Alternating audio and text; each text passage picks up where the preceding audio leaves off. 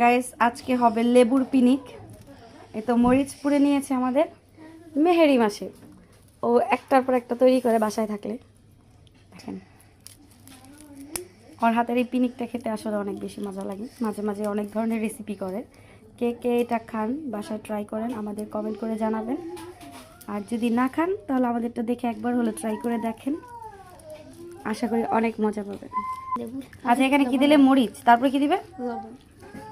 এখন এখানে কি দিচ্ছ? লবণ। পরিমাণ মতো লবণ দিয়ে দিই। লবণ। এটা আমাদের বাসার সব থেকে ছোট শেফ। এই তো এখন এখানে লবণ, না লবণ না তো, এটা চিনি দিচ্ছি। ভাই আমি বাবুচি না, এর জন্য আমার একটু ভুল হতেই পারে,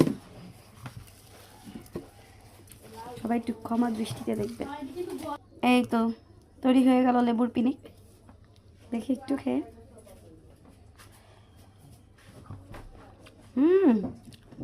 মজা।